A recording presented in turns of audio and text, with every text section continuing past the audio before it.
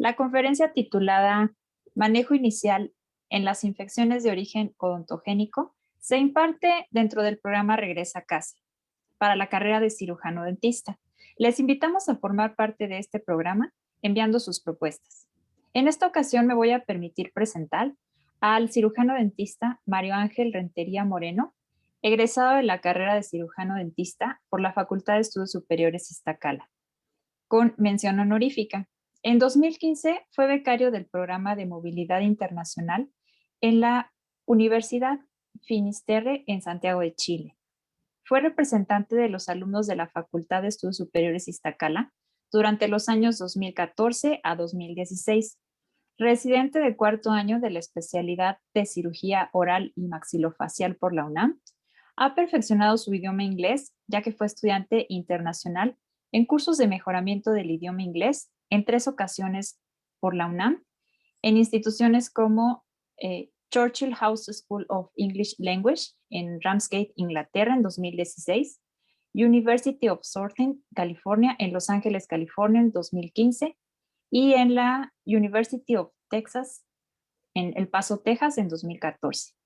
Ha participado como ponente en diferentes temas relacionados con la carrera, en asociaciones y congresos como la Asociación Mexicana de Cirugía Bucal y Maxilofacial, en el Congreso NextGen de la International Association of Oral and Maxillofacial Surgeons, en el 31º Congreso Nacional e Internacional de Posgrado e Investigación en Odontología en 2019 y en el Seminario Nacional e Internacional de la Asociación Mexicana de Cirugía Bucal y Maxilofacial. Doctor, bienvenido a este espacio y dejo en sus manos este webinar. Muchas gracias.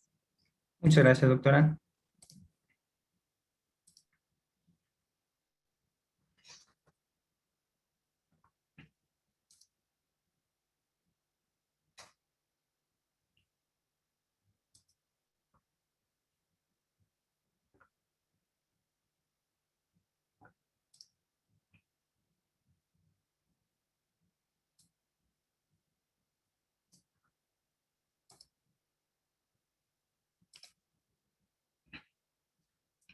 ¿Se ve mi pantalla ahí, doctora? ¿Todo en orden? Sí, todo en orden.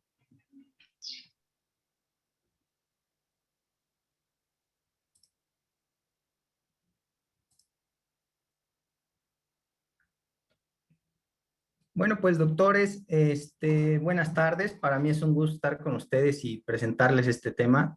Déjenme decirles que estoy muy contento por regresar pues de nuevo a mi facultad, una universidad que por lo menos en lo personal a mí me dio grandes cosas y pues bueno, estamos muy contentos de regresar con este tema ya como residente de último año de la especialidad de cirugía oral y maxilofacial. En este caso pues ya representando a la División de Estudios de Posgrado e Investigación de la Facultad de Odontología de Ciudad Universitaria, ¿no? Comenzamos, pues el tema va a ser el manejo inicial de las infecciones de origen odontogénico. Principalmente el objetivo o lo que se plantea en esta plática es conocer el manejo inicial de las infecciones odontogénicas agudas en el consultorio dental. ¿Se ve en la segunda diapo o seguimos en la primera? Ya seguimos en la segunda, doctor. Excelente. El objetivo, pues bueno, como bien dice esta lámina, pues es conocer el manejo inicial de las infecciones odontogénicas agudas en el consultorio dental. Doctores, pues el objetivo es precisamente darle tratamiento a todas estas infecciones que nos van a llegar frecuentemente al consultorio dental, principalmente pues las que estamos viendo en un inicio, ¿no? La primera, las infecciones o las pericoronitis, que van a ser de las más frecuentes, abscesitos periodontales del surco gingival, abscesos apicales agudos, que van a ser en frecuencia pues los más altos junto con las pericoronitis, y bueno, otro tipo de lesiones infecciosas que vamos a encontrar dentro de la cavidad bucal en el consultorio dental. Es importante, doctores, mencionar la importancia del manejo oportuno para todos estos pacientes. Estos 4 pacientitos que ustedes ven llegaron al hospital, pero todos estos pacientes tienen algo en común. Y la primera es que todos estos pacientes fueron con un odontólogo antes de llegar al hospital. Y aquí radica la importancia, pues, de darle manejo desde la consulta dental, ¿cierto? vemos estos pacientes y a veces en el hospital nos estamos preguntando el porqué de las cosas. Sin embargo, estas cosas no deberían de suceder. ¿Por qué? Pues porque nosotros como odontólogos generales estamos capacitados para darle manejo inicial a estos pacientes dentro de nuestro consultorio. Estos pacientes se complican, entonces se hace una bola de nieve hasta que pues es insostenible, ¿cierto? Llegan al hospital, cosa que no debería funcionar así. Ahora, otra cosa es que así como ven a estos pacientitos de inflamados por fuera, también se van a inflamar por dentro. Ahí radica también la amplia gama de complicaciones que pueden generar un absceso apical agudo, una pericoronitis maltratada, es el compromiso de la vía aérea, ¿cierto? Todos estos pacientes, así como los ven que se inflaman por fuera, se inflaman por dentro.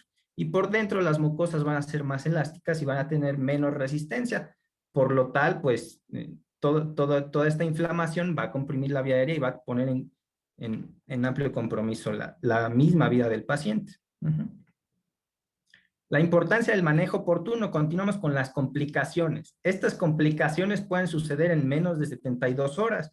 Hay veces que llega el pacientito a la consulta dental, llega con una pericoronitis, nosotros le damos un manejo que en ese momento pues creemos apropiado y al día siguiente el paciente ya no regresa. O hay de dos, o le fue muy bien, o el paciente pues ya no pudo regresar al consultorio dental porque se complicó. Generalmente pues es la segunda, ¿no? El paciente ya no regresa al consultorio dental porque se complicó. ¿De acuerdo? Las complicaciones en poco tiempo pueden surgir hasta meningitis, trombosis del seno cavernoso, fascitis necrosantes, compromiso de vía aérea. Todo esto, pues, evidentemente pone en peligro la vida del paciente. Vamos a enfocarnos no en el manejo hospitalario y a veces es algo que nosotros como residentes de cirugía, pues nos gusta mostrar fotos un poquito sanguinarias, sin embargo sabemos que lo importante o lo que venimos a aprender el día de hoy es a dar el manejo inicial de los casos que probablemente nos van a llegar al consultorio dental, ¿de acuerdo? Entonces, viendo estas fotografías, sabemos que hay estructuras anatómicas de importancia. Ajá. Nosotros podemos ver este proceso infeccioso que podemos ver en el espacio infraorbitario. Sin embargo, pues, este se considera en la actualidad un espacio de alta peligrosidad. Recordemos que por aquí pasa la arteria facial, se anastomosa con la arteria oftálmica y es una vía de drenaje venoso para transportar bacterias hacia el seno cavernoso y hacia la cavidad craneana. Este paciente pues no tiene por qué llegar así, es un paciente joven con un proceso infeccioso agudizado de toda la hemicara izquierda. Una paciente que tiene ocupados todos los espacios del cuello, generalmente los dos submandibulares, los dos sublinguales y el submentoniano, lo que se conocía antiguamente como una angina de Ludwig, que se describió pues desde 1830 y algo, describiendo los 5 espacios aponeuróticos que se encuentran debajo de la lengua, que van a ser los 2 espacios sublinguales, los 2 submandibulares y el espacio submental, ¿sale? Entonces, diagnóstico de angina de Ludwig, si nada más el aumento de volumen lo trae de un lado, pues no se considera así. Recordemos que deben estar ocupados los 5 espacios para que lo podamos definir así. Y esta paciente que llega por una pericoronitis maltratada, consecuencia de un tercer molar impactado, y pues bueno, son cosas que no deberían suceder. Dentro de las infecciones cervicofaciales, pues nos tenemos que chutar un poquito de teoría. Las infecciones cervicofaciales las vamos a dividir en 2 grandes grupos, las que son de origen dental, es decir, las odontogénicas, y las no odontogénicas. Las odontogénicas nos van a dar infecciones producidas por las mismas bacterias del biofilm, es decir, del 65 al 80% de los abscesos profundos de cuello odontogénicos van a estar asociados a las bacterias del biofilm. Y este pues va a tener 2 orígenes, generalmente el origen pulpar y el origen periodontal. Solo hay de 2 para las infecciones odontogénicas. Entonces, las peligrosas van a ser las de origen pulpar. ¿Por qué? Porque nos van a drenar hacia el ápice del órgano dentario y más adelante vamos a ver pues las vías de drenaje que tenemos para que el proceso infeccioso pueda continuar. Sin embargo, las de origen periodontal pues son tienen menos índice de complicación porque tienen una vía de drenaje a través del surco gingival. Entonces, más adelante vamos a ver un poquito de todo esto. Y el otro gran grupo es el de las infecciones no odontogénicas. que pueden ser ya sean por virus, hongos, rhinosinusitis y alloadenitis, cuerpos extraños, iatrogenias. Este también es muy importante. Al paciente que le estamos haciendo una restauración, le damos un pequeño fresazo a la lengua y de ahí se puede venir una infección. Pacientes con trauma, fracturas mandibulares, fracturas dentoalveolares maltratadas pueden desencadenar una infección de origen no odontogénico. Quistes y tumores que también son bastante infectables. Y bueno, pues aquí mostramos una tabla de las bacterias más comunes de la cavidad oral y más comunes de las infecciones del complejo maxilofacial y de los espacios profundos de cuello. Principalmente los cocos gram positivos van a ser las bacterias que más vamos a encontrar dentro de nuestros abscesos profundos de cuello o de origen odontogénico, generalmente del grupo de los estreptococos. Si bien las infecciones tempranas van a aparecer con cocos gram positivos, conforme avanza nuestro proceso infeccioso se van agregando bacterias anaerobias, lo que al final pues hace que nuestra infección sea o se convierta en una infección de difícil manejo. Las más comunes en el consultorio dental, pues vamos a hablar principalmente de estas dos entidades. El absceso apical agudo, que es el más frecuente de todos, y las pericoronitis asociadas a tercer molar, motivo por el cual generalmente llegan los pacientes hospitalizados. Para esto, pues necesitamos saber hacia dónde migra el proceso infeccioso. Y es algo que siempre nos preguntan en licenciatura y que hay diversas y muchas clasificaciones que nos hablan sobre la peligrosidad y la vitalidad que nos va a involucrar cada estructura. La escala Grodinsky-Holyoak, muy utilizada en cirugía maxilofacial, pero bueno, la que nos interesa a nosotros es la de la severidad, la que involucra vía aérea y estructuras vitales. Nosotros vamos a poder manejar en el consultorio dental las de riesgo bajo y si acaso algunas de riesgo moderado. Las de riesgo bajo vamos a encontrar infecciones vestibulares o que drenan hacia el espacio vestibular, que sería lo mejor que le puede suceder al paciente o digámoslo así, lo menos malo que le puede suceder al paciente es que un proceso infeccioso le drene hacia el vestíbulo. Posteriormente, pues abscesitos subperiósticos, abscesos del espacio infraorbitario o abscesos del espacio bucal serían como los menos peligrosos, por así decir. Posteriormente, los de riesgo moderado, que van a involucrar ya la celda submandibular, el espacio submental, el espacio sublingual, que todavía estos podríamos manejarlos en el consultorio dental. De aquí hacia abajo, estos pacientes generalmente llegan hospitalizados. El espacio pterigomandibular ya está entre la cara interna de la rama y el músculo pterigoideo medial. Por lo tanto, pues el paciente ya va a llegar con trismos, dificultad para respirar, ¿no? Ataque al estado general, pero eso lo vamos a ver más adelante. Entonces, de aquí hacia arriba, todos estos los vamos a poder tratar en el consultorio dental siempre y cuando pues tengamos algunas consideraciones. De acuerdo, hay otra clasificación que los determina en espacios primarios y secundarios. Los primarios, recordemos que van a ser los espacios primarios a donde el ápice dental va a drenar su contenido.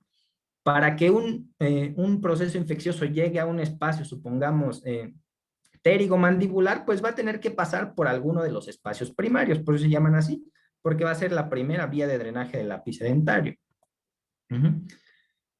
La pregunta es, ¿hacia dónde va a drenar el proceso infeccioso de un órgano dentario? La respuesta es, pues no lo sabemos. Lo que sí sabemos es que va a drenar al tejido de menor resistencia. Y el tejido de menor resistencia va a estar dado por las mismas características del paciente. Aquí vemos dos ejemplos de un incisivo central superior. Este es un central superior, este también es un central superior, pero pues es un paciente diferente y dos vías de drenaje diferentes. Vemos aquí un incisivo central superior totalmente vertical. Cuando el órgano dentario, un central superior, está totalmente vertical, el ápice del central pues va a estar más cerca de la cortical vestibular, motivo por el cual pues va a tener menos resistencia hacia el espacio vestibular. Entonces, este proceso infeccioso, ¿hacia dónde creen que migra? ¿Hacia el vestíbulo o hacia palatino? Pues hay menos espacio del ápice dental hacia la cortical vestibular, motivo por el cual es más fácil y más probable que drene hacia el vestíbulo, ¿de acuerdo? Sin embargo, este otro paciente es un incisivo central superior proinclinado, es decir, con la corona hacia adelante. Nosotros ya al saber que tiene la corona hacia adelante, pues por clínica sabemos que el ápice lo va a tener hacia la porción posterior.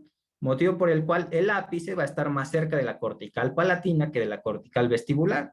Es decir, pues entonces en este paciente, en este caso, pues es más fácil que el diente drene hacia el espacio palatino, ¿no? Porque hay menos espacios acá, por lo tanto, menos resistencia.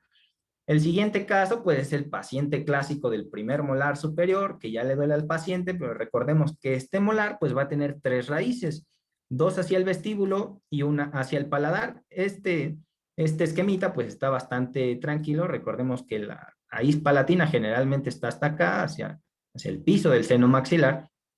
Entonces, vamos a tener diferentes vías de drenaje. Es el mismo paciente, bueno, son 2 pacientes diferentes, pero es el mismo molar. Recordemos que aquí tenemos un músculo que se va a insertar en el proceso alveolar del maxilar.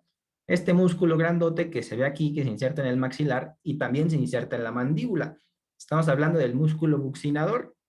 Entonces, todo va a depender de hacia dónde drene el proceso infeccioso de nuestras raíces del primer molar. Una raíz mesiovestibular del primer molar, pues va a depender qué tan larga esté y qué tan arriba o abajo esté la inserción del músculo buccinador. En este caso, pues le pasó lo mejor al paciente, o lo menos malo es que drenara por debajo de la inserción del músculo buccinador, entonces nos va a causar un proceso infeccioso en el espacio vestibular. En este otro caso, es el mismo, es otro primer molar, sin embargo, vemos aquí la inserción del músculo buccinador está un poquito más abajo, el ápice o la raíz está un poquito más larga, motivo por el cual el espacio de menor resistencia es por encima de la inserción del músculo buccinador. ¿Qué nos va a generar esto? Pues que el proceso infeccioso se vaya hacia el espacio bucal, que también es un espacio primario, ¿no? Un espacio de baja peligrosidad.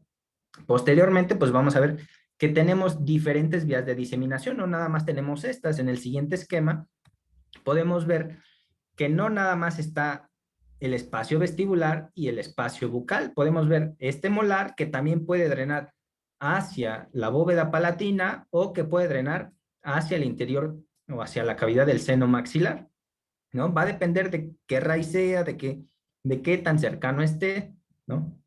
Entonces, en el caso de los inferiores, tendremos que recordar un poquito de la anatomía de la mandíbula. Generalmente, pues este tercer molar o las raíces del tercer molar van a estar por debajo de este músculo. Este músculo, recordemos que se inserta por la cara interna de la mandíbula y lo vamos a llamar músculo miloioideo. El músculo miloioideo nos va a separar el espacio sublingual del espacio submandibular y lo podemos ver aquí en el esquema de la derecha. Aquí está otra vez el músculo. Este es el músculo miloioideo que se inserta en la línea miloioidea de la cara interna de la mandíbula y que nos va a dividir el espacio sublingual, que es el de acá arriba, de la celda submandibular, que es la de acá abajo. ¿De acuerdo? Entonces, recordemos, nuestro tercer molar generalmente va a drenar por debajo de la inserción del músculo miloioideo. Por lo tanto, generalmente y en la inmensa mayoría de los casos, un proceso infeccioso de un tercer molar nos va a drenar al espacio submandibular, es decir, acá abajo. ¿De acuerdo? Caso contrario de un primer molar. ¿De acuerdo? Un primer molar que también está por acá y que generalmente está por encima de la inserción del músculo miloioideo. Es decir, es muy probable que una infección o un proceso infeccioso de un tercer molar nos esté drenando hacia el espacio sublingual. ¿Por qué? Porque sus ápices están por encima de la inserción del músculo miloioideo. ¿De acuerdo? El segundo molar, pues también es incierto porque pudiera estar por debajo, pudiera estar por arriba, pero bueno, eso es estadística, ¿no? Todo lo demás, pues ya va a ser con la clínica del paciente. Entonces, en el caso de los superiores, recordemos, vamos a tener 4 vías principales de drenaje.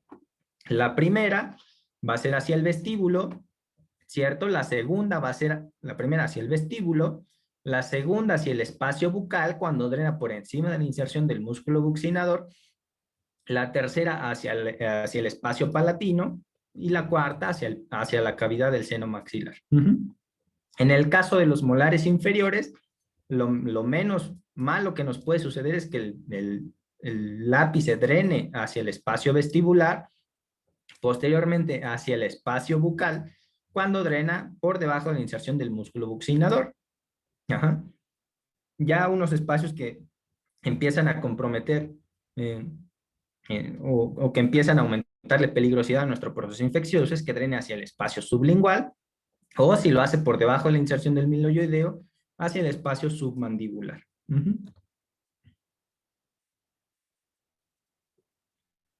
Entonces, supongamos aquí tenemos un esquema de un proceso infeccioso, nos está indicando que es un tercer molar. Generalmente las infecciones de tercer molar no drenan hacia el espacio bucal, sin embargo, pues también es posible, sin embargo, pues no es lo más frecuente, pero pues aquí tenemos el esquema. Este músculo, recordemos, es el músculo buccinador, posteriormente acá tenemos el músculo constrictor superior de la faringe, esto es la rama mandibular, el músculo macetero, el músculo pterigoideo medial, la parótida, y bueno, en este esquema, pues lo que se trata de ejemplificar es que no es estrictamente necesario los espacios que les acabo de mencionar. ¿Puede drenar hacia el espacio bucal? Sí. En este otro caso, pues supongamos un segundo molar inferior. Recordemos, aquí tenemos el músculo buccinador. En este caso, el ápice está más cerca de la cortical lingual. Aquí tenemos el músculo miloioideo. Aquí tenemos el espacio submandibular, que ya está ocupado por pus. Y aquí tenemos el espacio sublingual. En este caso, el ápice está por debajo de la inserción del músculo miloioideo, lo que nos va a dar pues una infección del espacio submandibular. Esta tablita pues nos demuestra la estadística más frecuente en cuanto a qué espacio nos va a ocupar cada órgano dentario. Sin embargo, les comento que no es una regla que podamos seguir al 100%, pero pues es muy predecible. Aquí podemos ver los molares del maxilar generalmente nos van a drenar hacia el espacio bucal. Como en esta pacientita está ocupado el espacio bucal francamente. Aquí pues ya será tarea de nosotros identificar cuál es el origen de nuestro proceso infeccioso. Aquí puede ser un primer molar superior como un primer molar inferior. Sin embargo, es importante mencionarle al paciente, preguntarle al paciente que identifique cuál fue el dientito que le molestó al inicio. Generalmente el paciente siempre sabe. Estos procesos no es que se le haya comenzado a producir ayer. Este proceso infeccioso ya tiene por lo menos una semana, ¿no?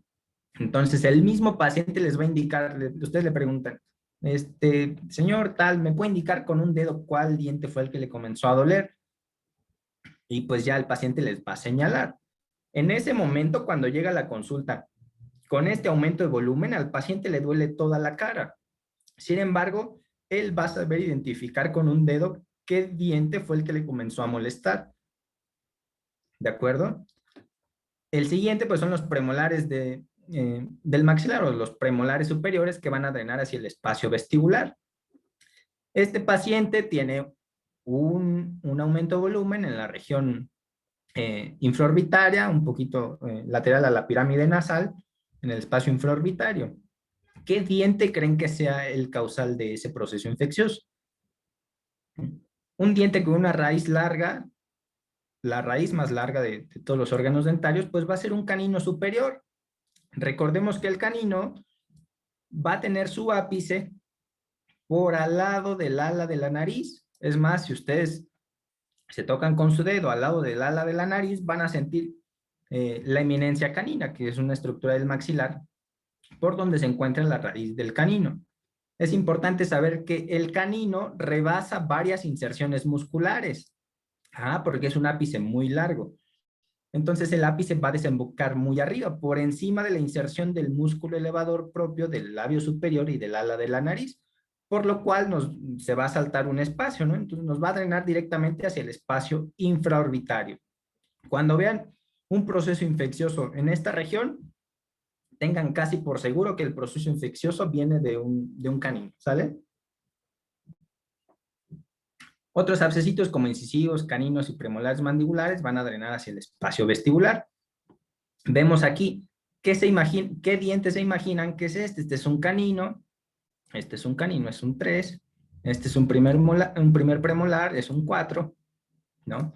Aquí vemos una pústula, lo que el paciente generalmente le llama como una apostemilla, ¿de acuerdo? Principalmente los primeros y segundos premolares superiores van a drenar hacia el espacio vestibular y pues nos va a dar francamente una pústula en el espacio vestibular, ¿sale? Por ejemplo, aquí, supongamos que es un primer molar inferior, tiene aumento de volumen del piso de la boca. Si tiene ocupado el espacio sublingual, habíamos dicho hace un momento, que muy probablemente sea de un premolar inferior o de un molar inferior, que tenga su ápice por arriba de la inserción del músculo miloioideo, lo que nos va a dar que el proceso infeccioso drene hacia el espacio submandibular. ¿De acuerdo? Las etapas de la infección es un tema que siempre se los van a estar preguntando y que actualmente ya va a tener diferentes términos. ¿Se acuerdan que en la antigüedad, e incluso tenemos algunos profesores que nos llaman o nos describen una etapa llamada flegmón? Sin embargo, no está del todo incorrecto porque eso se usó durante muchos años. Actualmente lo vamos a dividir en 3 etapas. La etapa de la inoculación, la etapa celulítica, que es la segunda etapa, y la etapa de un absceso franco, que va a ser la tercera etapa. Entonces, cuando explico esto, siempre les pongo de ejemplo cuando nos va a salir un granito en la frente. ¿Qué pasa en este primer ejemplo? Pues el paciente no tiene eritema, no tiene un aumento de volumen evidente, sin embargo, ya se empieza a borrar el surco labiogeniano, que es este de aquí. ¿Sí lo ven? Un poquito de aumento de volumen aquí que ya empieza a borrar el surco. El paciente pues tiene un dolorcito leve, ¿no? No ha cambiado de color, el paciente generalmente se siente bien, pero siente raro, siente que algo va a suceder. Lo mismo pasa cuando nos va a salir un granito en la frente. Ahora, con esto no estoy diciendo que sea lo mismo, simplemente es como un ejemplo para que lo podamos recordar más fácil. Ajá. Cuando nos va a salir un granito en la frente, nosotros presentimos, incluso sentimos que nos va a salir un granito en la frente. Lo mismo le pasa al paciente en la fase de inoculación. En la fase de inoculación las bacterias empiezan a proliferar y empiezan a causar lisis celular, aumento de volumen y daño tisular. En la segunda etapa, que es la celulitis, es cuando nosotros el granito vemos que se empieza a poner rojo, rojo, rojo y brillante y empieza a doler bastante. Si ustedes lo tocan, duele ese granito. Lo mismo pasa en la fase celulítica. Vemos este paciente con edema facial generalizado de predominio derecho. Vemos que el tejido aumenta de volumen de forma brutal. El tejido va a estar duro, duro, duro. Es más, de consistencia aquí lo describen como consistencia leñosa. ¿De qué color va a estar? Como nuestro granito, va a estar de color rojo, rojo, rojo. Va a ser un aumento de volumen franco grande. Ajá. Al paciente le va a doler, todo le va a doler. Toda la cara le va a doler y no va a saber identificar cuál es el origen de su dolor. ¿De acuerdo? Entonces, características de celulitis, pues es un dolor difuso, que el aumento de volumen es bastante grande, de color rojo, de consistencia leñosa. El leñoso es que está muy, muy duro cuando ustedes lo tocan, que va en aumento de volumen, que el aumento de volumen va en aumento. Y algo importante es que no tenemos pus, todavía no tenemos pus. Ajá. Entonces, hay muchos odontólogos generales que inciden procesos infecciosos en fase celulítica. Si bien hay controversia en el hospital por el tema de las bacterias anaerobias, actualmente lo más aceptado es no incidir estos pacientes y no drenarlos porque no tienen nada que drenar. No hay pus en este caso. Ajá. En esta etapa de celulitis no hay pus, entonces no hay nada que drenarle más que terapia farmacológica con antimicrobiano. ¿De acuerdo? Y el tercer caso, bueno, la tercera etapa del proceso infeccioso es la etapa del absceso, la etapa franca del absceso. Entonces, ¿qué pasó con nuestro granito que estaba rojo y brillante? Pues va a llegar el punto en el que se le va a hacer un centro blanquecino, el contenido se va a acumular en un mismo punto y pues va a tener un centrito así como fluctuante, ¿no? Que sabemos que en ese momento lo podemos drenar. Lo mismo pasa en la fase abscedada.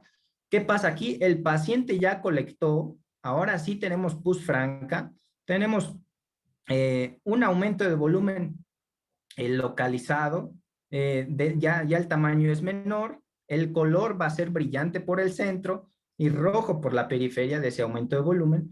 Y el mismo proceso infeccioso nos está diciendo por dónde incidirlo, nos está diciendo, hey, por aquí, ¿Por dónde tenemos que drenarlo? Pues generalmente por donde el mismo proceso infeccioso nos está indicando, ¿de acuerdo? Ahora, las bacterias que vamos a encontrar en cada etapa es importante. En la etapa de inoculación vamos a encontrar bacterias anaerobias, que es en esta etapa, en la foto 1. Ajá. Cocos gram positivos. En la fase celulítica ya la flora bacteriana empieza a cambiar y se empieza a hacer mixta, aerobios con anaerobios. Posteriormente, pues ya en la fase abscedada, generalmente vamos a tener una flora mixta junto con bacterias aerobias y anaerobias, ¿sale? Entonces, ahora sí, los fundamentos del tratamiento de las infecciones odontogénicas. Vamos a tener 8 puntos principales y el primero va a ser determinar la gravedad de la infección. ¿Qué va a pasar? Pues vamos a ver, de acuerdo a los espacios que vimos hace un momento, qué espacios están ocupados y cuáles podemos tratar en el consultorio dental. ¿De acuerdo? Si vemos que el proceso infeccioso está drenando hacia un espacio vestibular, pues con toda la confianza lo podemos hacer en el consultorio dental. Incluso un abscesito sublingual, uno submandibular, uno que esté en el espacio bucal, que fueron los que mencionamos que son de riesgo leve o moderado, ¿cierto? El segundo punto es importantísimo, que es evaluar los mecanismos de defensa del paciente, ¿sale? Podemos tener un abscesito vestibular, sin embargo, el paciente o la paciente generalmente va a ser una pacientita diabética, mal controlada, que tiene compromiso sistémico. Entonces, ahí no solo es valorar el espacio que tenemos ocupado, sino el cuadro de presión de las defensas de nuestro paciente. Ajá. Es importante también tener en cuenta que no siempre el paciente nos comenta la verdad. Ajá. Hay chicos que llegan de 20, 25 años con un absceso profundo de cuello y a veces uno se pregunta por qué si el chico está joven, ¿no? Hay mucho índice de VIH positivo, ajá, motivo por el cual estos pacientes generalmente se complican bastante, hacen abscesos profundos de cuello por pericoronitis simples, solo que esos no los vemos en el consultorio dental. ¿Sale? Esos llegan directamente al hospital porque ni siquiera les da tiempo de llegar al consultorio dental. Entonces, tengan mucho cuidado cuando vean un paciente joven con un absceso profundo de cuello. Generalmente van estos pacientitos con infecciones severas, van a ser pacientes mal controlados, que estén desnutridos, con insuficiencia renal. Si es insuficiente renal, pues evidentemente va a tener hipertensión arterial, insuficiencia hepática, todas las insuficiencias del mundo. Ajá. Enfermedades inmunosupresoras por pacientes VIH positivos, pacientes que estén en radio o quimioterapia. Y aquí es otro tema que tienen que tener súper en cuenta, doctores. Pacientes que estén en quimioterapia o radioterapia. Hay veces que llegan las interconsultas que dicen, no, es que no le puedo sacar el diente porque está en quimioterapia. Pero a veces un absceso profundo de cuello los puede matar más rápido que el mismo cáncer que trae el paciente. Entonces, un proceso infeccioso agudizado que ponga en peligro algún espacio peligroso, tiene que ser drenado y tratado, ¿de acuerdo? Sin embargo, cuando es un paciente radiado, pues las cosas se complican un poco. ¿Qué pasa con la radiación? Pues nuestras células osteoblásticas tienen baja actividad, por lo tanto, no van a estar produciendo hueso.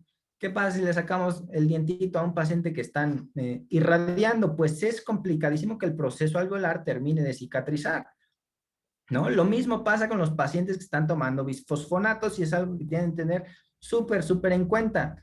Si ustedes llega la pacientita de 60 años con fases de artritis reumatoide, ¿no? El médico que le maneja su artritis le está dando anticuerpos monoclonales o bisfosfonatos y nosotros a veces ni siquiera le preguntamos. Es importante preguntarle al paciente qué medicamentos está tomando y poner especial atención en los anticuerpos monoclonales como denosumab y los bisfosfonatos como ácido solendrónico, que son los principales, ¿no? ¿Qué nos van a causar estos? Pues un deterioro de las células osteoblásticas.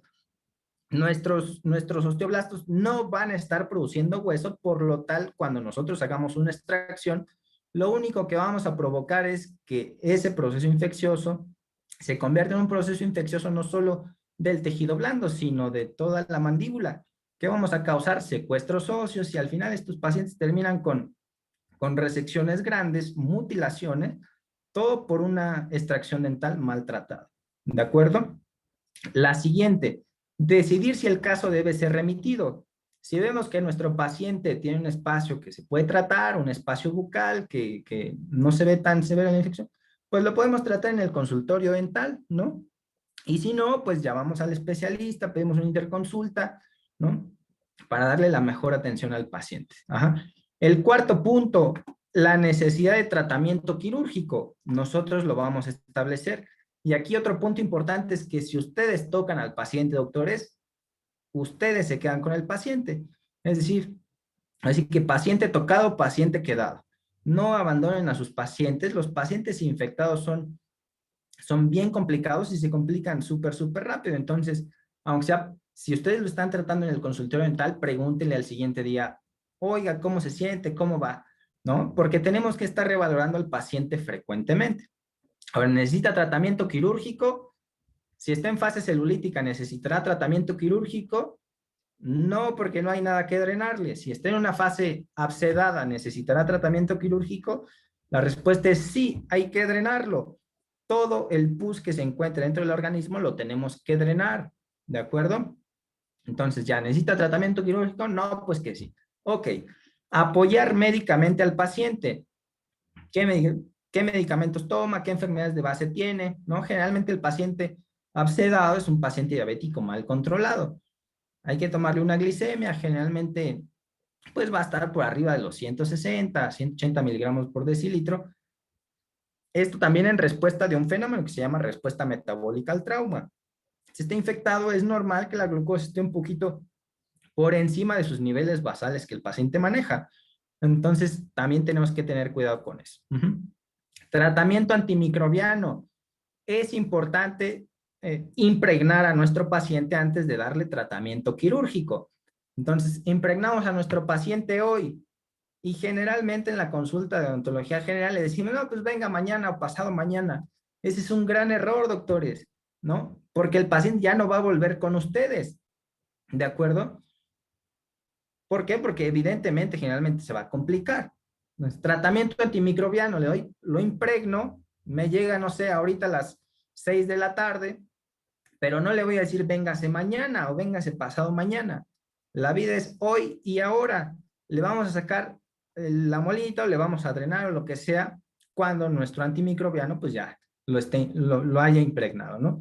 Generalmente en el consultorio dental manejamos dosis de amoxicilina, 1 gramo, 1 hora antes del procedimiento quirúrgico, o clindamicina, le pasamos de 300 a 600 miligramos 1 hora antes. Ajá, se lo podemos dar vía oral o vía intramuscular, y ya que consigamos un efecto terapéutico, que es decir, a la hora, 2 horas, nosotros podemos darle tratamiento quirúrgico a nuestro paciente.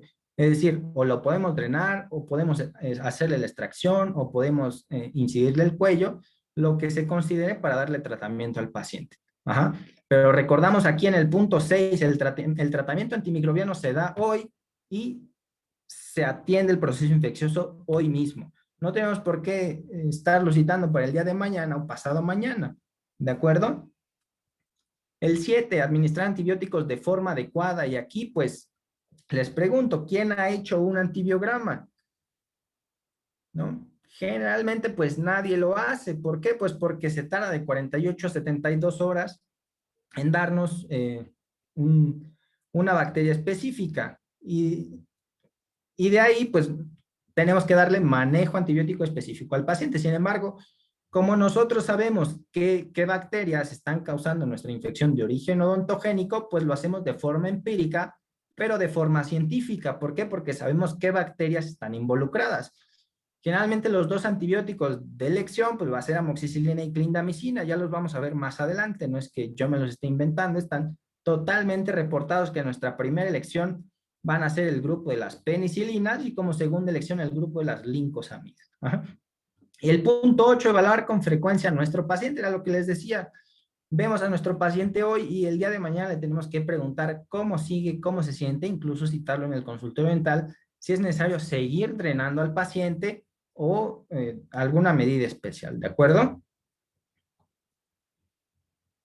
¿Qué pasa con nuestro paciente cuando llega a la consulta? Pues otra vez lo mismo de siempre, hacerle su historia clínica, preguntarle su motivo de consulta, desde cuándo empezó con ese aumento de volumen, Si ya le han hecho algo en ese dientito, la exploración física y determinar en qué fase del proceso infeccioso está, si está en una inoculación, en una fase celulítica o en una fase abscedada. ¿De acuerdo? Puntos importantes que debemos de tener en cuenta son los signos vitales. ¿El paciente ha tenido fiebre? ¿Más de 38? No, pues que sí. ¿El paciente viene taquicárdico? Pues no, pues que también. ¿Que el paciente viene taquipneico? Es decir, con más de 18 respiraciones por minuto. Pues el paciente se está comenzando a agravar, ¿no? Entonces recordemos que así como se inflama este paciente por fuera, se va a inflamar por dentro y vamos a tener varios puntos que tenemos de tener súper en cuenta, que es la disfagia y la disnea. La disfagia, pues es la dificultad para respirar. Ajá. Este paciente, ¿cómo creen que hable? Habla un poco gangosito. ¿Por qué? Porque la vía aérea se está cerrando, ¿no?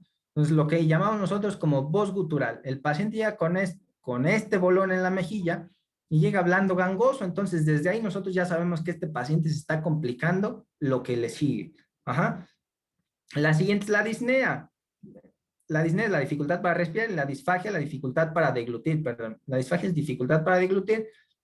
Entonces, ¿qué va a pasar? El paciente les dice que les duele incluso pasar saliva, que ya no están comiendo porque les duele. Ajá. Se les dice, doctor, ya no puedo ni pasar saliva. ¿Qué quiere decir? Que la vía aérea se está cerrando. Esto es un signo de alerta total y que tenemos que mandar incluso al paciente al hospital. Ajá. Y la otra, la palpación. ¿Qué pasa si aquí sentimos indurado, leñoso, ajá, con dolor difuso, intenso? Este paciente está en una fase celulítica, ¿no? ¿Por qué? Porque está indurado, está leñoso, por todas estas características que habíamos mencionado. Esta pacientita ya vemos que tiene francamente una pelotita aquí, una bolsita, la tocamos y está fluctuante, es decir, la tocamos y se nos hunde el dedo como si hubiera líquido dentro de esa bolita. ¿En qué fase está? Pues en una fase abscedada. Esta paciente, francamente, hay que drenarla, ¿no? Establecerle una vía de drenaje porque tiene pus colectada dentro del espacio bucal. ¿De acuerdo? Entonces, datos de alarma: disfagia, que es dolor para deglutir o para pasar saliva, y disnea, que es dificultad respiratoria, ¿no? Criterios para remitir, aquí, doctores, se los pongo todos en rojo porque todos son importantísimos. Rápida progresión de la infección, es decir, que hoy llegó con nosotros así y para mañana ya tiene media cara inflamada, pues es motivo de que nuestro plan terapéutico no está funcionando, ¿cierto? Entonces tenemos que remitir a nuestro paciente. Trismus severo o deformidad facial. El trismus va a estar ocasionado por la ocupación de los espacios masticatorios, es decir, el espacio submaceterino, en el espacio pterigoideo lateral. Desde el proceso infeccioso está involucrando los músculos masticadores. Por eso al paciente le cuesta trabajo abrir la boca. Hay pacientes que llegan con una infección de tercer molar y que el paciente ya abre 1 centímetro. Desde luego, pues es complicadísimo sacarle un tercer molar cuando nos está abriendo 1 centímetro la boca. Sin embargo, pues a veces lo tenemos que hacer. Ajá. El otro, ataque al estado general, que el paciente llega fatigado, letárgico, pálido, ajá, que ya llega con disnea. Pues estos pacientes ya, desde que llegan al consultorio, nosotros ya sabemos que ese paciente no es para el consultorio dental. Ajá. Que el paciente tenga fiebre sostenida, el compromiso sistémico del huésped. Esta paciente aquí, como la ven, pues tiene un espacio ocupado, una infección del espacio infraorbitario. Recordemos, ¿qué dientito nos va a dar infecciones del espacio infraorbitario? Los caninos, porque la raíz desemboca hasta acá arriba, ¿cierto? Esta pacientita es diabética, una paciente de 60, 65 años, pero la podemos manejar en el consultorio dental. ¿Cuál va a ser nuestro plan terapéutico? Pues establecerle antimicrobiano, esperar 1 o 2 horas y posteriormente establecerle una vía de drenaje a nuestra paciente. Los signos de alerta que son impostergables son dificultad para respirar, que es la disnea, y dificultad para deglutir, que es la disfagia, ¿no? Si al paciente le cuesta trabajo respirar, pues ni lo piensen, mándenle urgencias. Si al paciente le cuesta trabajo deglutir o pasar saliva, tampoco lo piensen y mándenle urgencias. No es un paciente que podamos tratar en el consultorio dental, ¿de acuerdo? Ahora sí, doctores, los principios del tratamiento. El punto número 1 va a ser impregnación antimicrobiana, ¿sale? El segundo, incisión y drenaje. Y la tercera, la eliminación de la causa.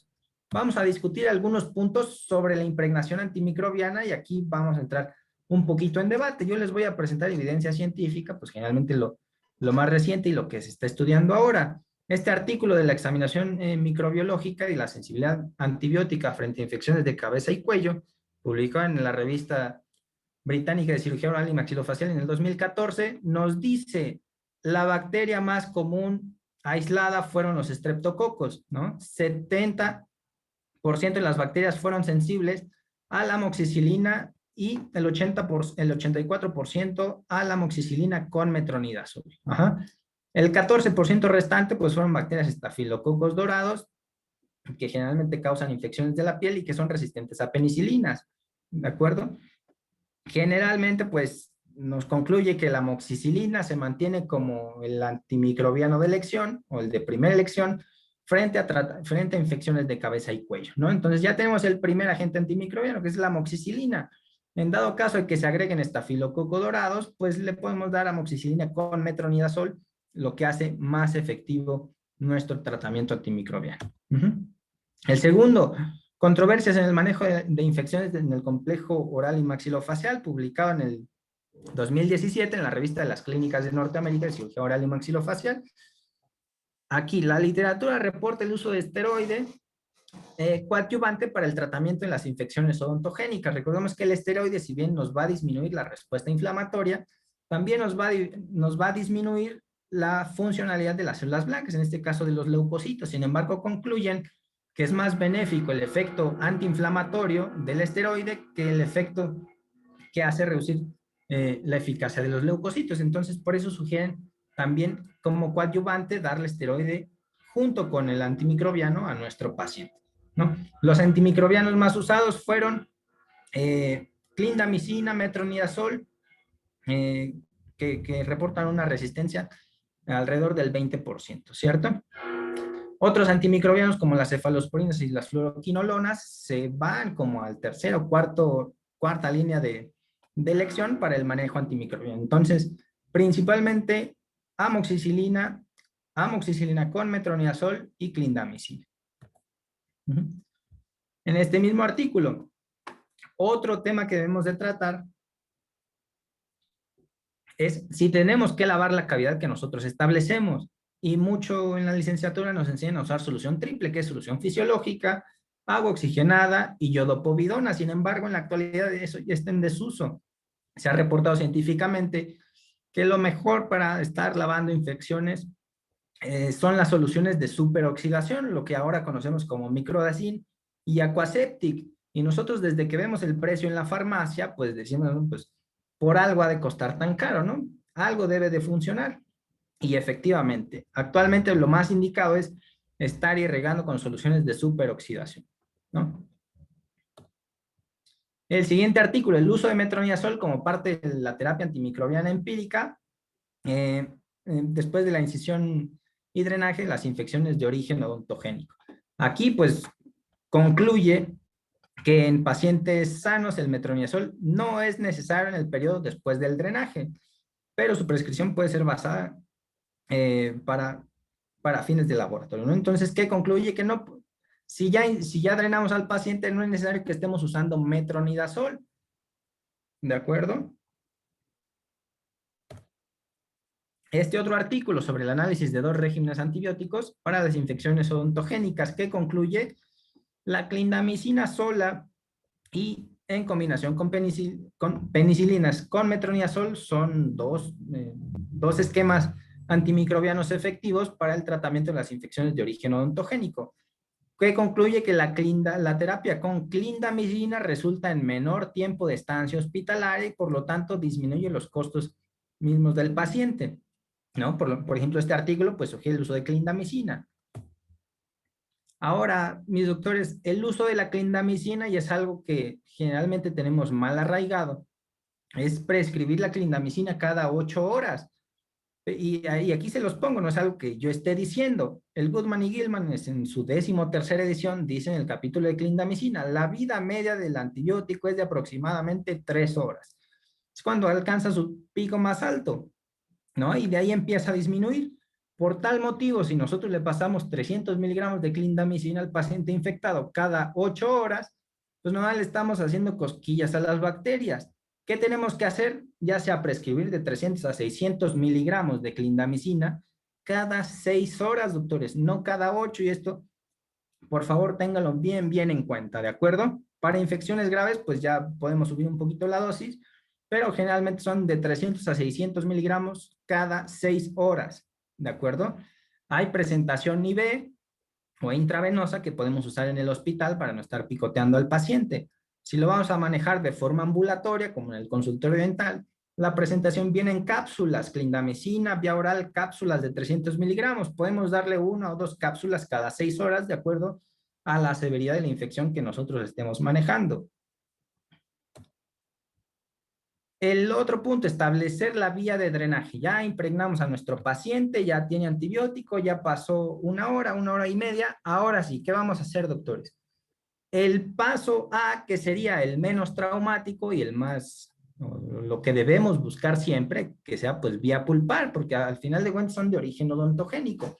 ¿Qué vamos a hacer? Pues accesar nuestro dientito, ¿no? En este caso, pues un molar que vemos aquí está drenando franca pus por el conducto. ¿Qué pasa aquí? Pues ya le establecimos una vía de drenaje.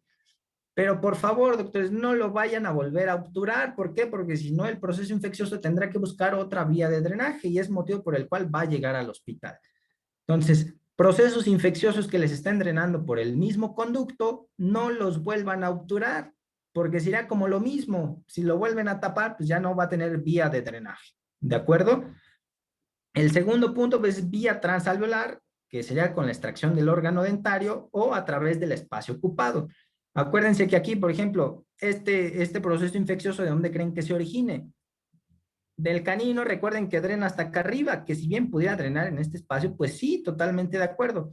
Sin embargo, lo más frecuente aquí es que sea por este diente lo vemos restaurado, puede ser una corona, un jacket, lo que sea, pero es un paciente, un dientito multitratado, ¿no? Entonces genera un aumento de volumen en el espacio vestibular. Lo único que tenemos que hacer, doctores, es tomar una hoja de bisturí. Ustedes están suficientemente capacitados para incidir el abscesito, ¿no?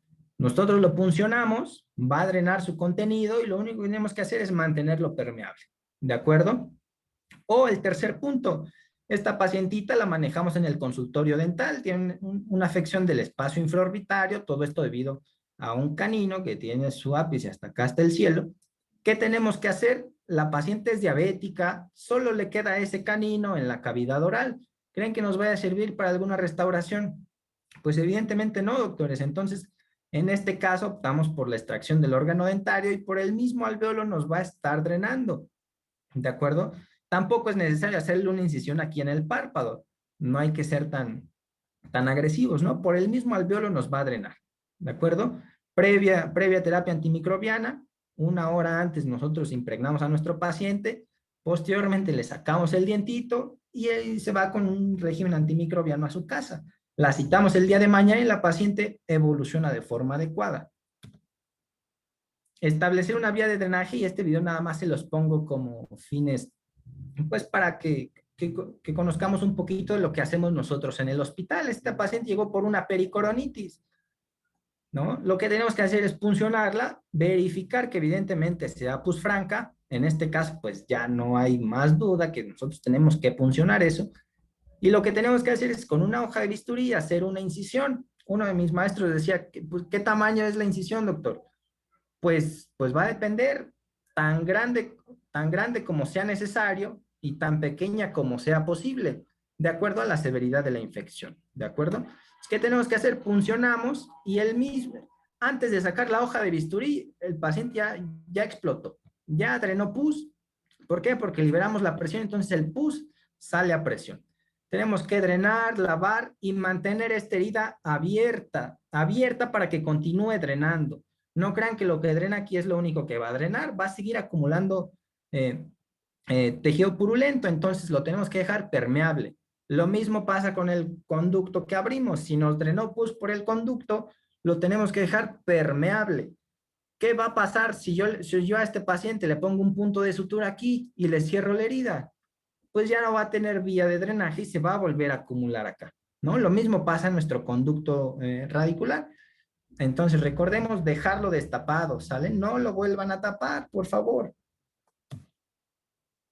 Ahora, el paciente clásico de la pericoronitis, doctores, este es un ejemplo clasiquísimo y algo que ojalá nos llevemos de aprendizaje hoy, es el tratamiento de las pericoronitis.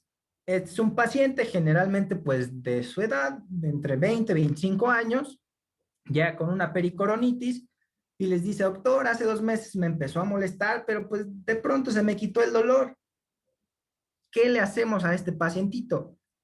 Llega porque ahora sí ya no aguanta el dolor. Y a nosotros se nos ocurre, con lo que acabamos de platicar, no, pues el doctor Rentería nos dijo que hay que impregnarlo y que hay que sacarle el tercer molar 1 hora después. ¿Es cierto eso, mis doctores? Pues no, eso no es cierto y es uno de los errores más frecuentes. Sacar un tercer molar con pericoronitis lo único que nos va a causar es aumentar la probabilidad de un proceso infeccioso postquirúrgico de 2 a 3 veces más que hacerlo en un estado saludable. ¿De acuerdo? Entonces, ¿qué vamos a hacer? No le vamos a sacar el tercer molar inferior. Una pericoronitis es un proceso infeccioso, sí, agudizado también, pero de la mucosa que está alrededor, que vamos a llamar opérculo. Es decir, es un proceso infeccioso localizado del opérculo. El opérculo es esta porción de mucosa que está cubriendo la corona del tercer molar y por lo tanto se junta alimento aquí y que va a estar sangriento, va a estar un poquito eritematoso, ¿no? Lo mismo que pasa con los pacientes que tienen gingivitis. ¿Qué pasa en una gingivitis? El paciente tiene las encías rojas, está sangrando, está medio incómodo. Lo mismo acá con una pericoronitis. Entonces, ¿qué le ofrecemos a este paciente, doctores? Esta es su radiografía panorámica. Un tercer molar vertical, parcialmente erupcionado, 2 raíces largas, totalmente formadas. Entonces, el tratamiento de este, aunque parezca increíble, doctores, es extraer el molar superior. Ustedes me van a decir, no, doctor, ¿cómo cree? Pues sí, hay que sacar el molar superior. ¿Por qué? Porque el molar superior está francamente masticando el opérculo. Entonces, esto está aumentando el volumen del opérculo, hace que se inflame, que se ponga más rojo, que se ponga más doloroso, ¿no? Que al paciente le duela más. Pero esto es motivo mecánico. ¿Por qué? Porque se está comiendo, se está masticando el opérculo con el tercer molar superior. Pues, tratamiento de las pericoronitis, doctores. Limpieza mecánica, sí, del molar, del opérculo del tercer molar inferior.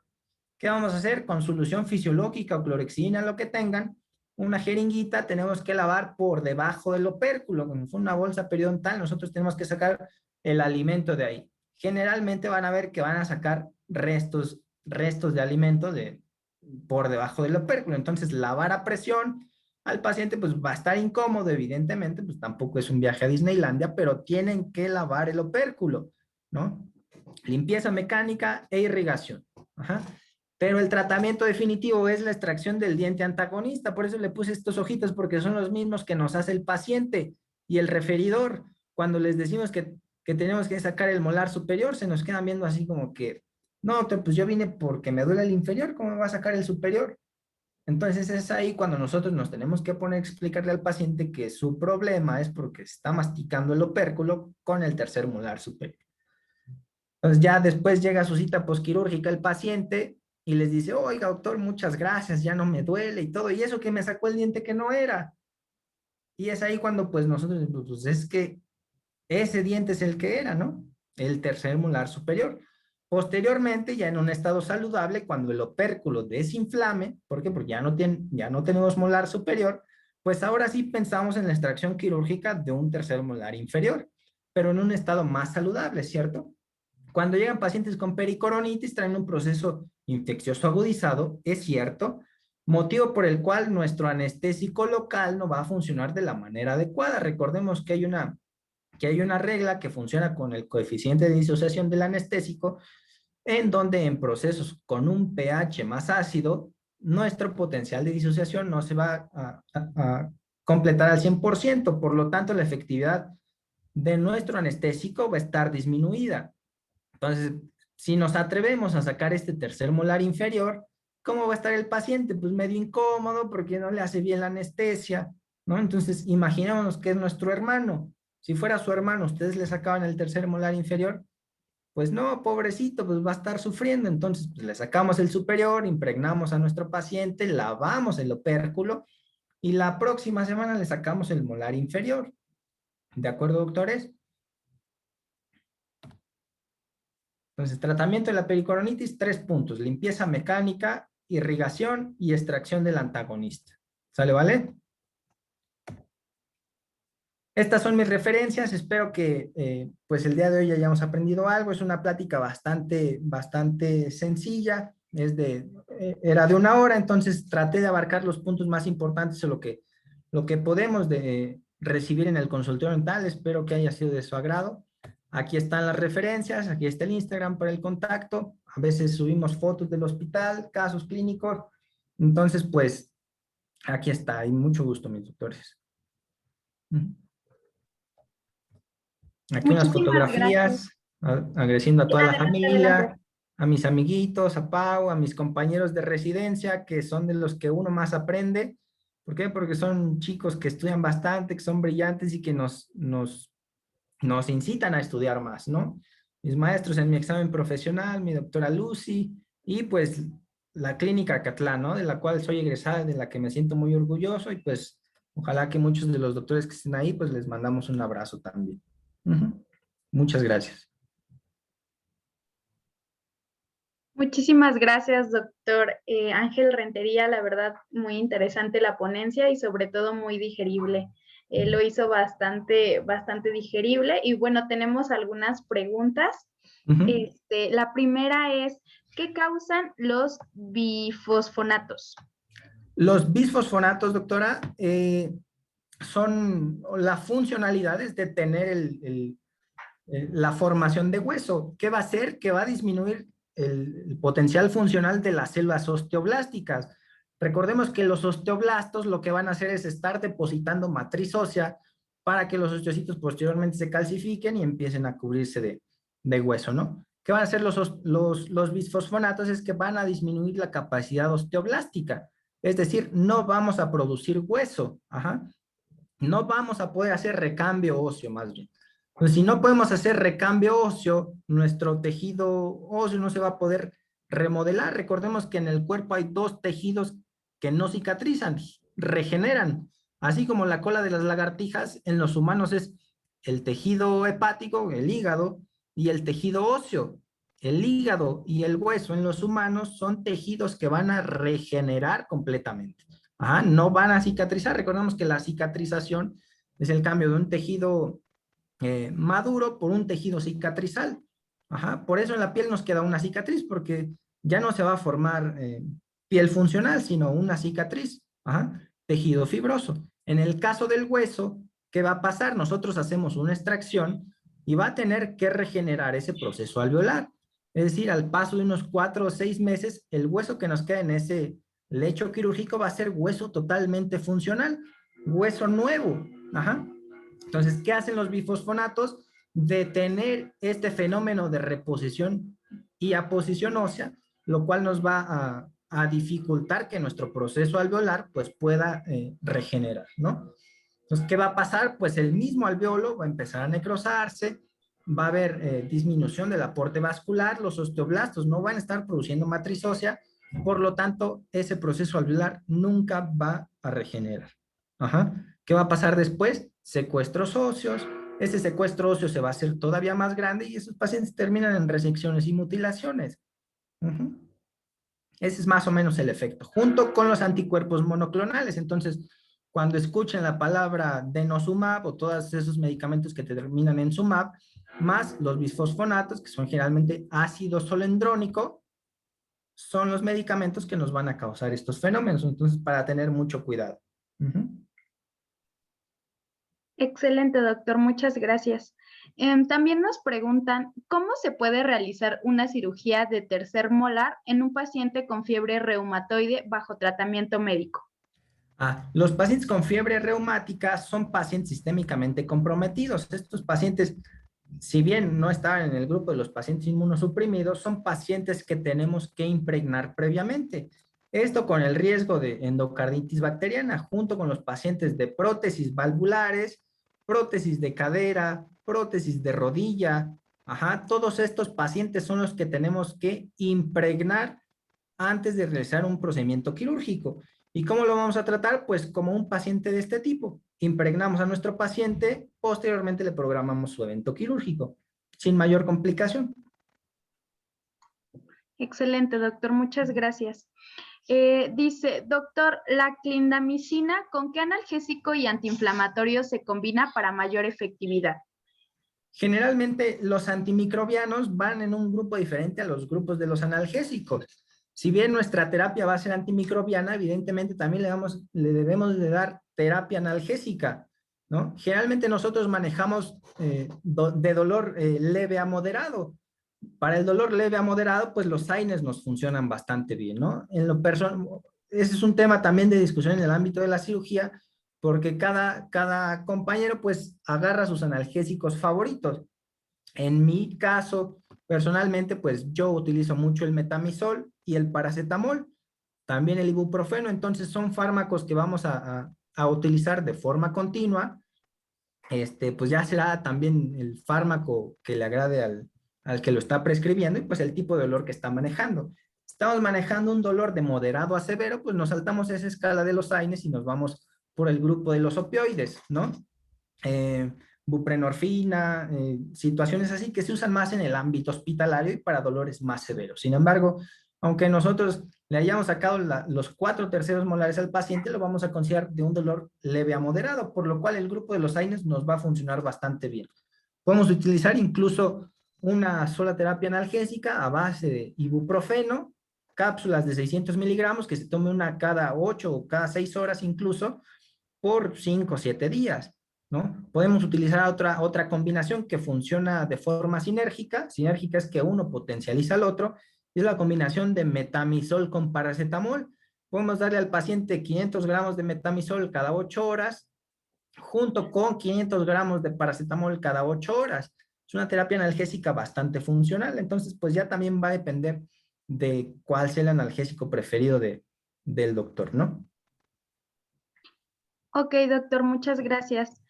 También nos comentan, los últimos artículos publicados sobre la terapia pulpar sugieren limitar el uso de los antimicrobianos en caso de pacientes con compromiso sistémico basado en el hecho de que una vez instrumentado el OD y medicado localmente, la infección cede. ¿Qué opina de esto? Es una opinión bastante cierta, doctor. Está científicamente comprobado que un paciente con una vía de drenaje no necesita terapia antimicrobiana. Es decir, si nosotros accesamos el órgano dentario por un absceso apical agudo y el pus nos está drenando por el conducto, es un hecho que no debemos, o bueno, se sugiere no continuar con la terapia antimicrobiana, siempre y cuando nosotros establezcamos una vía de drenaje. Así que el doctor que dijo eso es totalmente cierto y eso está completamente publicado, doctora. Muchas gracias, doctor. También nos dicen, ¿qué sucede cuando el diente antagonista no es la causa? Cuando el diente antagonista no es la causa, y es otro caso bien interesante, pues ahí sí tendremos que echar mano de nuestras habilidades quirúrgicas. No es lo mismo que nos tardemos 1 hora sacando un tercer molar a que saquemos un tercer molar en 10, 15 minutos, ¿no?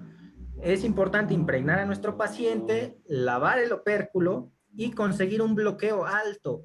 Recordemos que los bloqueos tronculares, el objetivo es saltarnos esa zona con un pH ácido y conseguir un bloqueo desde más lejos, ¿no? Justo como lo hacemos en pericoronitis asociadas a tercer molar inferior sin diente antagonista. Si nosotros hacemos un bloqueo troncular convencional de nervio alveolar inferior, pues lo que vamos a hacer es que nuestro anestésico no va a funcionar de la forma más adecuada. Entonces, en ese caso, pues nosotros tenemos técnicas especiales que nosotros vimos en anestesia, como la técnica de Akinosi o de Go Gates, incluso a boca cerrada, donde conseguimos un bloqueo más alto, es decir, un bloqueo más lejano, ¿no? Recordemos que el nervio alveolar inferior pues tiene un trayecto desde la base del cráneo, desde el foramen oval, que desciende de lateral a medial, se hace superior e inferior. Entonces lo vamos a encontrar casi a la altura del cuello del cóndilo. Entonces ese bloqueo lo podemos usar incluso con boca cerrada. que nos va a proporcionar pues un mejor bloqueo anestésico y un mejor efecto terapéutico para poder hacer la extracción sin mayor complicación. Obviamente, cuando sacamos un tercer molar con una pericoronitis aguda, pues incrementamos el riesgo potencial de infección postquirúrgica, pero pues es un riesgo que tenemos que correr en dado caso que no tengamos antagonista. Muchas gracias, doctor. La siguiente pregunta es, ¿qué tan viable es la operculectomía como tratamiento? Claro, está totalmente descrita la operculectomía, doctora. Sin embargo, es también dependiendo el área a la que nos inclinemos. Generalmente las operculectomías son como realizadas por el servicio de periodoncia. En el servicio de maxilofacial, si nosotros podemos conseguir un bloqueo alto, pues no vamos a tener mayor complicación en extraer ese tercer molar. Sin embargo, pues totalmente está bien descrito el tratamiento de la operculectomía. Si bien también tiene un potencial riesgo de infección postquirúrgica, pues está completamente descrito. Sin embargo, pues a mi consideración, si ya estamos bloqueando la zona, pues ya vamos a tener el mismo potencial de infección postquirúrgico si hacemos la operculectomía o que si hacemos la extracción. Excelente, doctor. También le preguntan, ¿podría recomendar el tratamiento para una alvéolos seca? El tratamiento para el alvéolo seco, doctores. Recordemos, este es un tema importantísimo que también tenemos muy arraigado desde la licenciatura. Recordemos que el alvéolo seco va a tener un factor etiológico no infeccioso. Aquí, así apúntenlo con rojo. Un alvéolo seco no es una infección. Por lo tanto, pues no tenemos que mandar antimicrobiano, ¿de acuerdo? El tratamiento para estos actualmente 2021 es lavar con solución fisiológica y nada más. El alvéolo seco se da por fenómenos hormonales, generalmente en pacientes del sexo femenino, que se acercan hacia su periodo, pacientes en donde pues, ahí tenemos varias teorías, ¿no? De la formación del alvéolo seco. Sin embargo, pues la más aceptada es la teoría de la fibrinolisis, ¿no? Entonces, no es una infección. ¿Qué tenemos que hacer? Lavar el alvéolo con solución fisiológica y nada más. Si nosotros empezamos a curetear el alvéolo, como tenemos arraigado en la licenciatura, lo único que vamos a hacer es entorpecer aún más el proceso de regeneración alveolar. Entonces, ¿qué va a pasar? Pues al paciente le va a doler todavía más, ¿de acuerdo? Hay o antiguamente lo que se usaba era usar el albogil o el pospencha, de estas cositas que tenían yodo, que tenían eugenol, todo eso se lo empaquetaban al alvéolo. Obviamente el dolor iba a ceder, ¿por qué? Pues porque trae un ingrediente activo que es el eugenol, que tiene un efecto analgésico. Sin embargo, pues eso no estaba solucionando nada, sin embargo, todavía más estaba entorpeciendo el proceso de regeneración. Entonces, la recomendación es no utilizar ya apósitos de ese tipo, no empaquetarle nada, ni meterle eugenol, ni meterle cosas extrañas, no meterle nada, solo lavarle con solución fisiológica y darle terapia analgésica. ¿De acuerdo? Excelente, doctor. La siguiente pregunta es, cuando un paciente ya le realizaron una endodoncia en un segundo premolar inferior y el doctor le hizo una perforación y un año después sale un absceso, ¿es atacar con antimicrobianos y posteriormente se extrae o se vuelve a obturar? Recordemos ahí, doctora, que es un caso también muy frecuente, un órgano dentario ya tratado previamente con un tratamiento de conductos que pasa 1 año, 2 años y se vuelve a abscedar. ¿Qué necesitamos hacer? Pues lo que vimos en la plática, es impregnar, establecer una vía de drenaje y bueno, si el paciente es candidato, pues pudiéramos ofrecerle una apicectomía, ¿no? Generalmente estos pacientes, hay algunos que solucionan bien con una apicectomía. ¿Qué tenemos que hacer? Es cortar el ápice donde se encuentran los deltas apicales que no se pudieron obturar, reobturar de forma retrógrada el conducto y esperar a que el ápice regenere.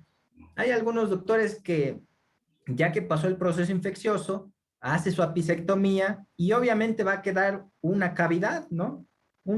Pues sí, una cavidad que fue toda la lisis que causó el proceso infeccioso y hay quien le empaqueta 1 gramo de hueso. Si bien no es estrictamente necesario, pues es un coadyuvante para la terapia o para la regeneración ósea del mismo proceso infeccioso. Sin embargo, tampoco es estrictamente necesario.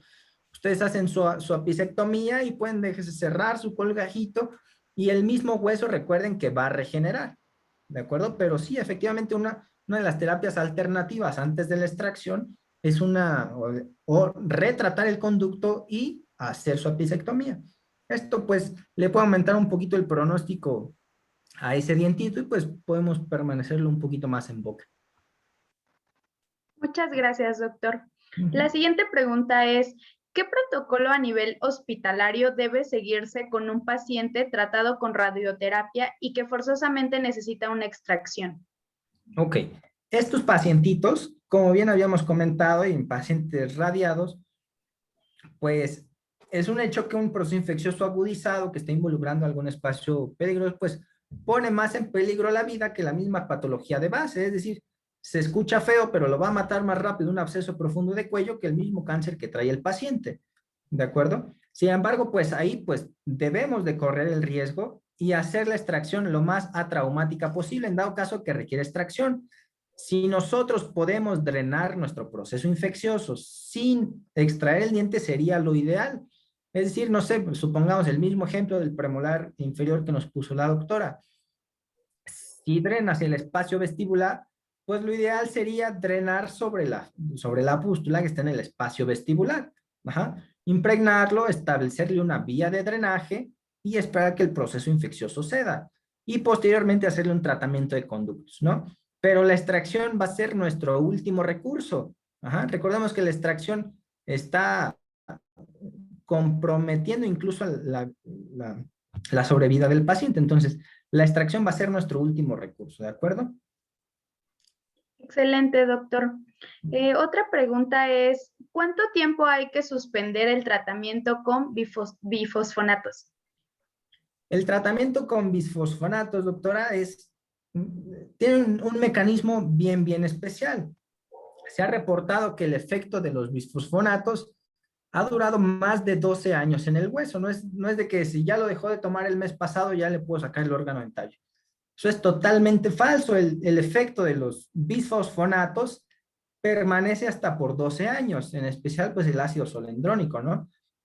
Igual de los anticuerpos monoclonales. Entonces, generalmente está descrito o hacer hasta lo imposible por no hacerle una extracción al paciente, ¿de acuerdo?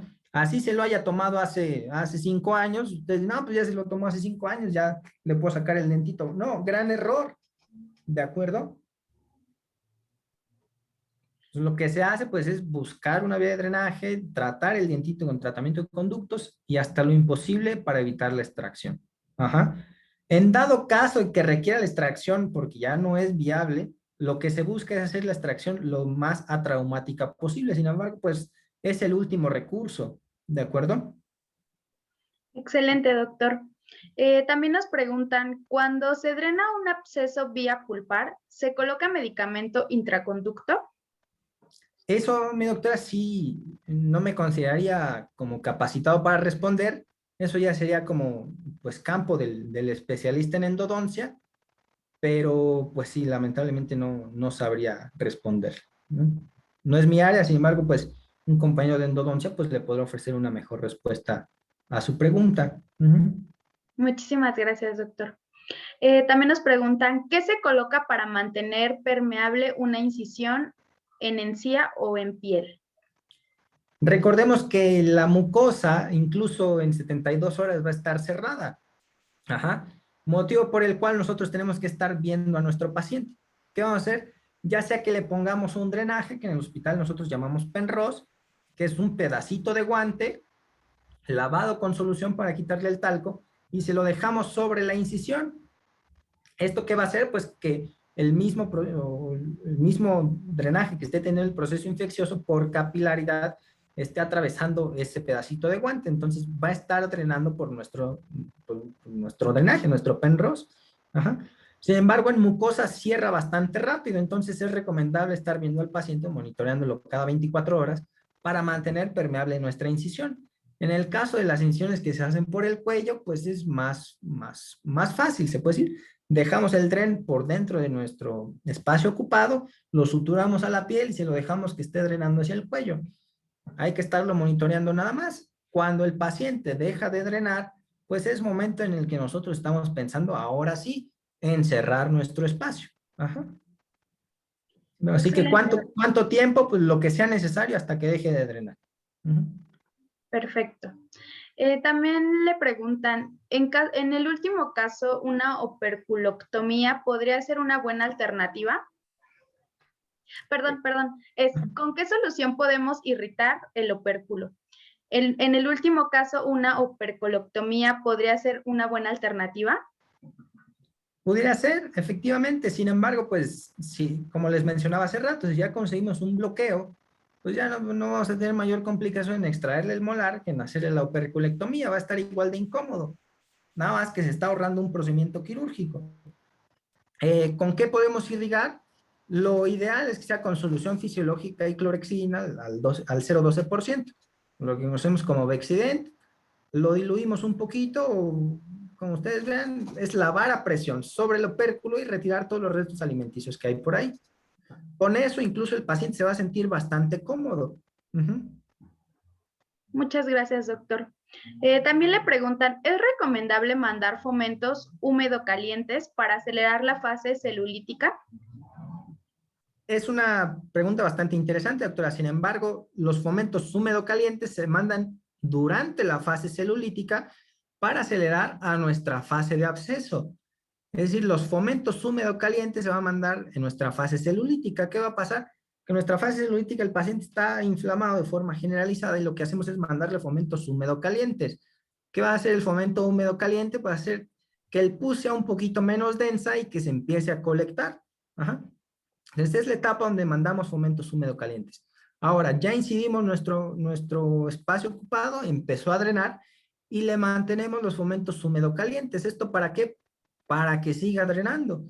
Todo lo que hacemos es para que el fomento húmedo-caliente empiece a colectar el pus, lo haga menos denso y sea más fácil para el pus drenar por nuestra vía que acabamos de realizar. Pero efectivamente se mandan fomentos húmedo-calientes. Excelente, doctor. Otra pregunta es, si el proceso de drenado no se obtura, ¿cómo podremos evitar la entrada de cuerpos extraños al acceso? Es una pregunta bastante interesante. Podemos dejarle un algodoncito solo a la hora de comer. Ajá. A veces preguntan, no, ves que se me va a contaminar el conducto. Pues más contaminado ya no puede estar. El pus es contaminación pura, bacterias puras. Entonces, si nosotros tapamos con la finalidad de que no se nos contamine el conducto, pues es una ideología totalmente errónea, porque no puede estar más contaminado. Ajá. Entonces, dejarlo abierto. Solo si el paciente va a comer, entonces ahora sí le ponemos un algodoncito, que solo que sea para cuando coma, cuando acabe de comer, que se cepille los dientes e inmediatamente se quite el algodón. Ajá, para que nuestro acceso cameral pues permanezca permeable. Ok, doctor. Otra pregunta es, pacientes con insuficiencia renal crónica, ¿cuál es el antibiótico de elección para evitar una complicación infecciosa? En estos pacientes de afecciones renales crónicas son pacientes, en mi consideración, de los más complicados, porque no solamente va a ser un paciente con insuficiencia renal, va a ser un paciente hipertenso, consecuencia de su insuficiencia renal, va a ser un paciente con insuficiencia hepática, consecuencia de su insuficiencia renal, por lo cual cualquier antimicrobiano pues va a poner en riesgo la función hepática del paciente. Recordemos que los antimicrobianos generalmente van a estar metabolizados en el hígado, por lo cual pues van a ser generalmente hepatotóxicos, ¿no? Sin embargo, pues a veces el efecto terapéutico del antimicrobiano es mejor que el efecto hepatotóxico que nos va a ocasionar. Pues generalmente pues estos pacientes se atienden en el ámbito hospitalario, donde nosotros podemos estar controlando sus niveles en sangre de creatinina, de función renal, función hepática, y nosotros estamos valorando la función tanto del hígado como del riñón para ver qué dosis de antimicrobiano le podemos estar dando. Excelente, doctor. También nos preguntan, ¿cómo diferenciamos una inflamación por post-extracción por la manipulación o falta de cuidado de una infección real? Ok. Recordemos que el proceso infeccioso se puede presentar a partir de las 72 horas. El proceso inflamatorio secundario a una cirugía de tercer molar va a durar las mismas 72 horas. Ajá. Recordemos que el pico máximo de inflamación, de cualquier inflamación del organismo, su pico máximo es a las 72 horas, es decir, al tercer día. Entonces, es incluso una de las indicaciones que se le da al paciente. Hoy se inflama, mañana se inflama más y pasado mañana todavía más. A partir del cuarto día, si todo sale bien, lo que se haya inflamado empieza a disminuir. Ajá. Es decir, al cuarto día empieza el proceso de desinflamación. Quinto día va a estar menos inflamado, sexto día va a estar menos inflamado todavía.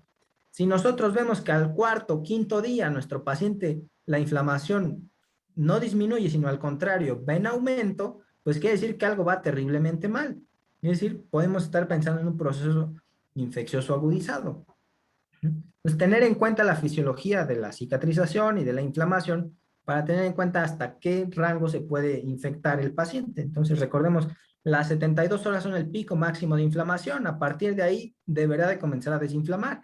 Si no es así, pues quiere decir que algo va mal. Excelente, doctor. Y finalmente tenemos una última pregunta y nos dicen, ¿qué prueba de laboratorio podemos apoyarnos en caso de sospecha de uso de bifosfonatos y el paciente no lo refiera?